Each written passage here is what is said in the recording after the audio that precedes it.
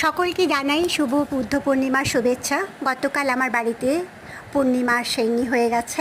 আমার পরিবার, আত্মীয় স্বজন, বন্ধুবান্ধব সকলে উপস্থিত ছিলেন। যাদের যাদের নিমন্ত্রণ করেছিলাম, যারা আসতে পারেনি তাদের জন্য প্রসাদ পাঠিয়েছিলাম।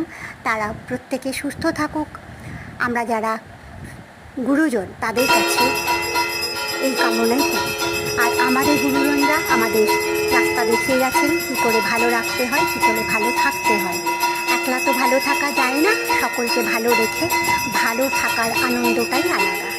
তাই বাড়িতে একটা পুজো মানে ভীষণ মনটা আনন্দে পরিপূর্ণ হয়ে থাকে এবং আমাদের মনে হয় যে আমাদের আর কিছু প্রাপ্য নেই।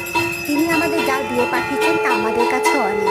আমরা যেন বংশ পরম্পরায় আমাদের এই সম্পর্ক রাখতে পারি এবং তার আশীর্বাদে আমরা যেন সুপথে চলতে পারি। সকলের মঙ্গল কামনা করি, সকলের সুস্থতা কামনা করি এবং আমার ভারতবর্ষের সৈনিকদের আমি সব